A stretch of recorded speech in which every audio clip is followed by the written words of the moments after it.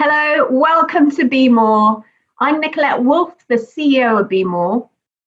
BeMORE is a charity with a passion to embed generosity into culture. And we do that through connecting, inspiring, and educating young people who are passionate to make a difference in this world through living generously. It's an absolute pleasure for me today to introduce to the BeMORE community, Lee Behar. Lee, welcome to BeMORE. Thank you, Nicolette. Thank you for inviting me. This is great to be here. Now, can I ask where you are in the world? You may, yes. So I'm in Tennessee in the U.S., and I'm here at home. And we've been here now for, 12 weeks? Something like that. We're working from home. We were schooling from home. The kids are out of school now, which brings along its own challenges. But fortunately, we're healthy and safe and very grateful for that. Thank you. Well, I'm really excited to have you with us today. Now, Lee, you're the Strategy Director and Financial Director for the Maclellan Foundation. And this is a global giving foundation who partner with the courageous to change the world. And Lee, you've also had a lot of experience in generosity and have witnessed lives being transformed through generosity. You are a team leader for Generosity Path, and you are also COO of Generous Giving in the past. And so you know a little bit about generosity, and that's what we're going to prize out of you today. I want us all to really be inspired by this and maybe find what our purpose might be through giving generously. So we all know that generosity makes you happier and more satisfied, but Lee, you've dedicated and defined your career and your personal life on this value of generosity. So what I want to find out is, what makes you inspired to give? Well, what a great question, and what a generous introduction. Thank you, Nicolette. Ultimately, I believe that all giving and generosity is a response to the giving and generosity of others. So I believe that giving is inherently contagious. We freely give when we freely receive. For me, there's not a better embodiment of that than the life of Jesus. I'm a Christian, and the best inspiration I have to be generous is the life of Jesus himself. He inspires me to give because he gave his life for me. But even for those who are not people of faith, the contagion of generosity just makes sense. We teach our children to share by sharing with them. When we model generosity, it leads to more generosity, and that leads to a feeling of abundance. So I've just always been inspired by the people around me. I've always been a person who looks around for good models, inherently, naturally. And so I've learned to be inspired to give by seeing other people give. By the way, just as giving is inherently contagious and naturally multiplies, so does stinginess. When we don't give of ourselves and our resources, there's no inspiration for others to do so either. We all turn to fear and close our hearts and our minds, and ultimately our pocketbooks as well. So a sense of scarcity leads. A sense of scarcity is essentially a manifestation of fear and mistrust. And that's sort of the opposite of inspiration, isn't it? So that inspiration comes from a feeling of abundance and seeing others be generous. Thank you. So what's something that you think people misunderstand about giving and generosity? Yes, I think there are a number of misconceptions that people have. I think the one that I see most commonly is the idea that if I give more, I will have less. And I think there's nothing further from the truth. So that's exactly the opposite of the truth, actually. In almost every system of philosophy or belief, all these systems recognize the amazing power of sowing and reaping. So put simply, we reap what we sow. If we sow generously, we reap generously. And that's a concept we find in the Bible. But the concept applies for all people everywhere. I heard someone say one time, I love this phrase, you can't give yourself into poverty. It's really impossible because the more you give, the more you receive. There might be a short-term deficit from time to time from giving and being generous, but it's just that. It's short-term. And if somebody listening to our conversation doesn't believe me, then just begin being more generous and you'll see what comes back. There's a great old movie that we watch here in the US around Christmas time, maybe in the UK as well, called It's a Wonderful Life.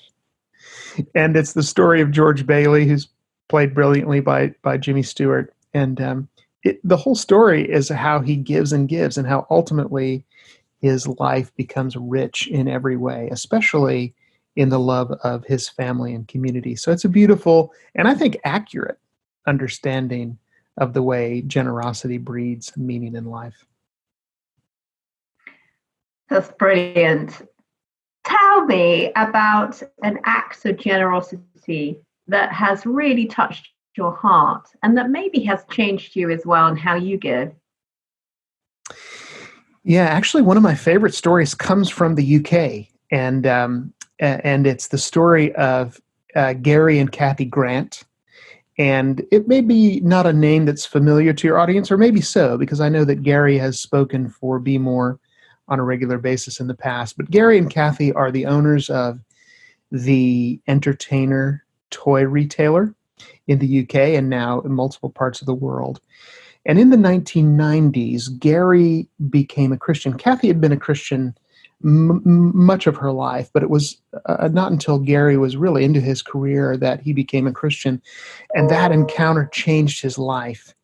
He and Kathy have allowed the spirit of generosity to permeate every aspect of their lives, their family, their business, their employees, their customers, and the charities to which they give.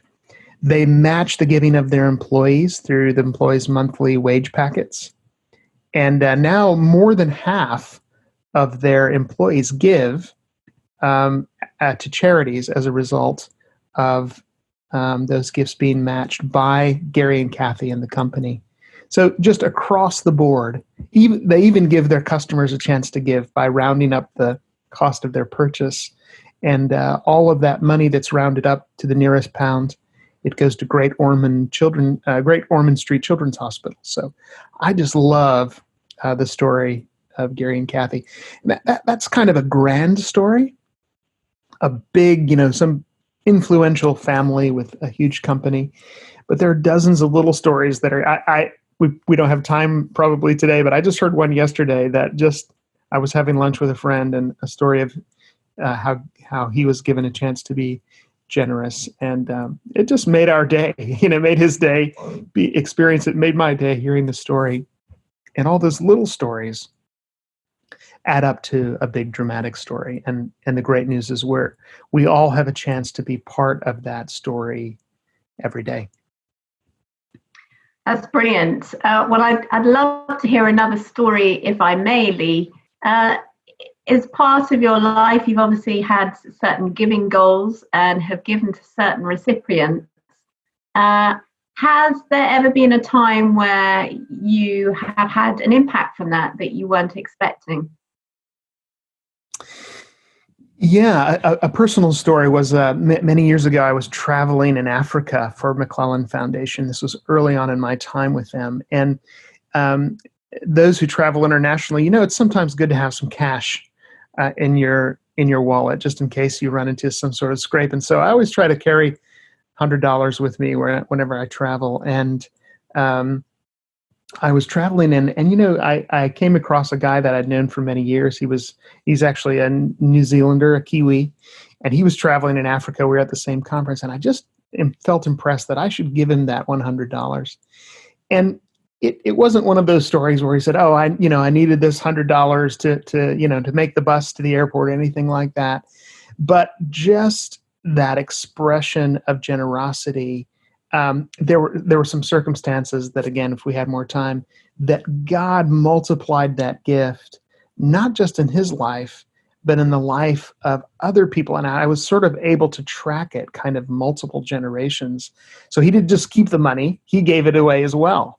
And so that goes back to the conversation we had earlier about how generosity is contagious. And then I was provided some more resource on that trip that I didn't anticipate, and I was able to give that away and involve my family as well. So that was really exciting. One of the things I can just say that we're doing at Maclellan is seeding the generosity of others. We learned at Maclellan a long time ago that we can give away millions of dollars, but when we can use our resources to help others be generous, that's a really leveraged use of our funds. I was in Romania last fall. Before the virus, I spent quite a bit of time for the foundation in Europe and in Eastern Europe. And I happened to be in Romania with a group of Romanian givers. They purposed to give together. And near the end of the gathering, I told them, hey, Maclellan Foundation is really committed to helping you all give, and we want to match the giving that you give together as a result. And after the meeting, one of the Romanians came to me and said, Lee, I think you've gotten yourself into trouble here. You promised to match our giving. You don't know how much Romanians can give. And so that was just a really great surprise that I didn't expect. And again, just more evidence that giving is contagious. So I love the fact that I'm sure we could listen to you for a long time, hearing those amazing stories of giving to others. But how has being generous changed your life?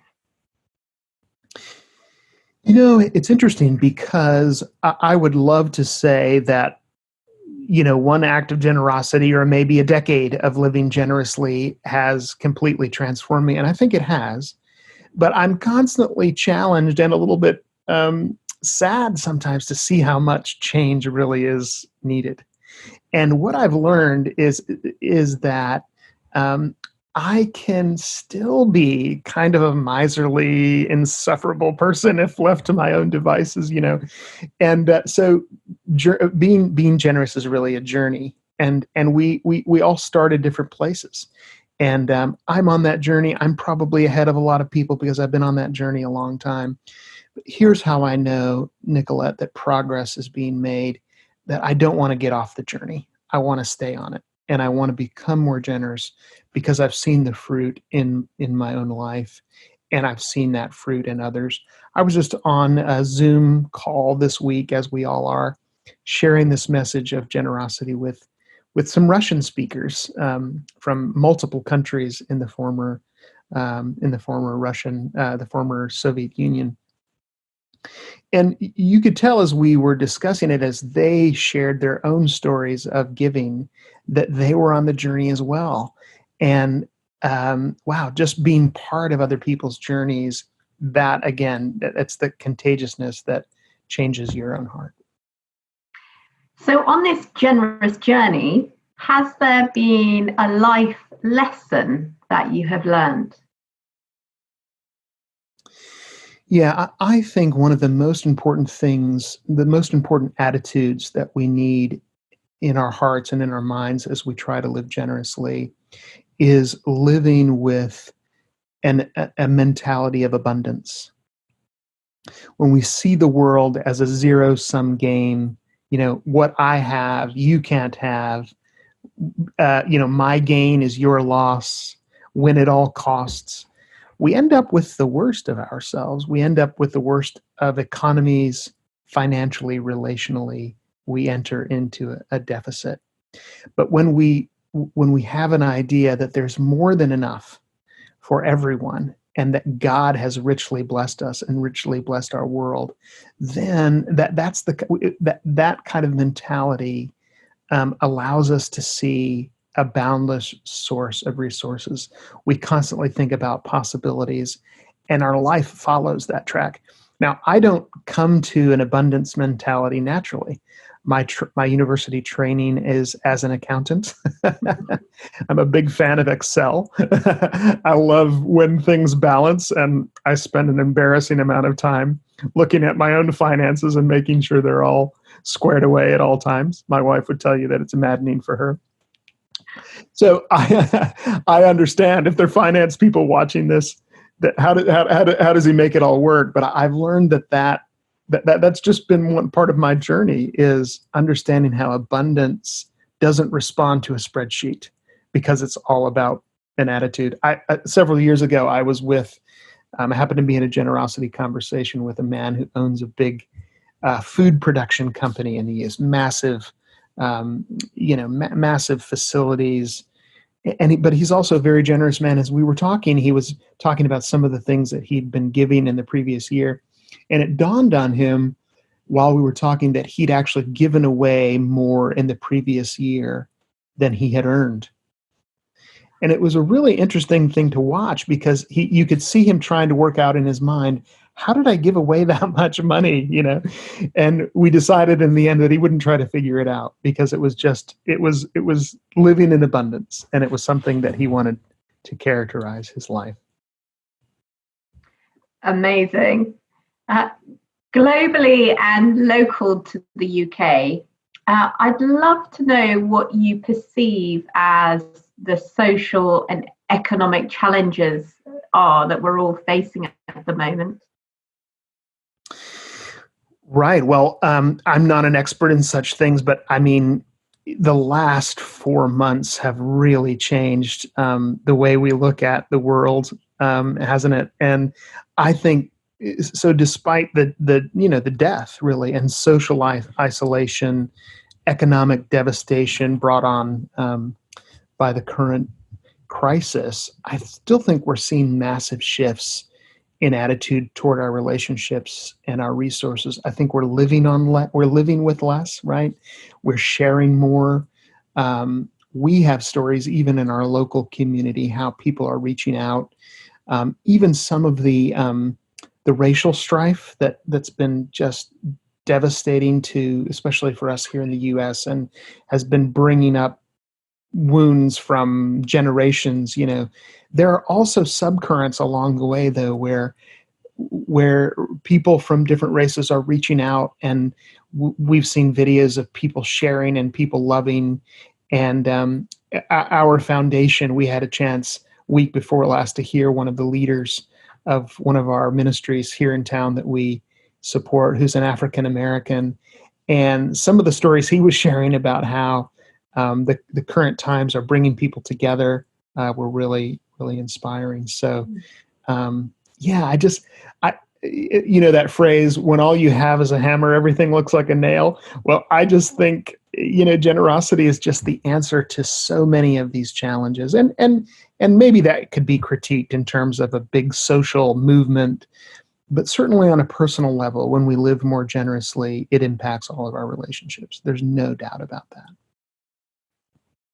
That's brilliant, Lee. It's generosity and kindness is the answer, and that can start without us needing to give money. However, just picking your brain here, if you had 10 million, we'll say pounds for our UK audience, to improve the current economic and social challenges that we're all facing, where would you put it? Yeah, great question. Well, I would love it to be 10 million pounds as well, because then I could come to the UK and spend it when all of this is solved. No, I wouldn't spend it. Actually, what I would do is I would use it to simply seed the giving of others. So this is what I briefly mentioned a few minutes ago about how our foundation is encouraging people to give by matching their giving. And it's really just such a simple concept where, so I could give that 10 million pounds to charity or multiple charities, and they would gladly queue up outside my door to get a portion. But if I could focus that 10 million on gathering other givers, helping them share ideas together of the way the way their money could heal the world and solve, then that's a much more leveraged use of that 10 million pounds. So we're actually busy with that at Maclellan. We are hoping to do that around the world. And as I focus especially in Europe, we are helping other givers they're in the UK, in places like Romania, Germany, Switzerland, Czech Republic, Poland. We're matching their giving. We're encouraging them to gather together, and at the same time we're fomenting this movement of generosity by sharing with them our stories and hearing their stories as well. So so we want people to catch it's a sensitive topic probably.